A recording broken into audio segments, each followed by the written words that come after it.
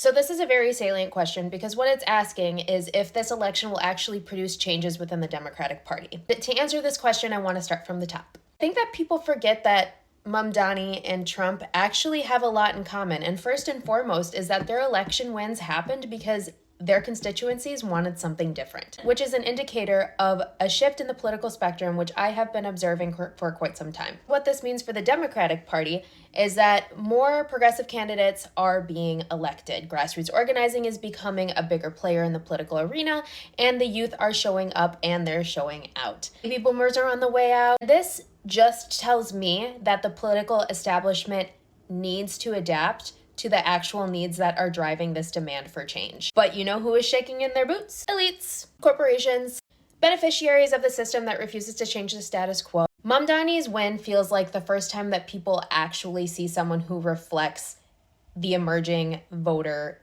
bases. And what that means is that his election shows that the establishment doesn't reflect real concerns, not just in New York City, but for the majority of Americans. And if he succeeds, the establishment will have to change course to gain confidence in its growing voter base if they want to keep us voting for the Democratic Party. Here's the thing. Our generation of constituents are considered low propensity voters. It means that we are unreliable and we don't turn out. But this race brought our generation out.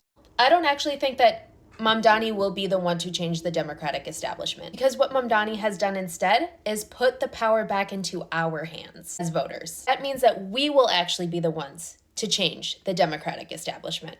But the key is to maintain this momentum from flatlining, because our values and concerns are finally being represented. And I think another threshold that indicates the shift in the political spectrum is that 79% of voters for Mamdani voted for Mamdani against Cuomo. And what this means is that the Democratic Party needs to change its status quo in order to keep its constituents. Its values need to reflect that of ours. It shows that the Democratic Party is antiquated. So are its policies, so are its strategies. And there is one caveat to this one, that it increases polarization. We're fighting this new era of McCarthyism while somehow we're still listening to people like Ben Shapiro critique the Democratic establishment. Focus on your own party. You're not even a Democrat. Donnie was successful because he was able to galvanize people of all walks of life. He brought out the most voters since the 1960s, which was one of the biggest turning points in modern Democratic history. His strategy was galvanizing, not dividing. Exactly the opposite of what Cuomo and Mamdani's critics have been doing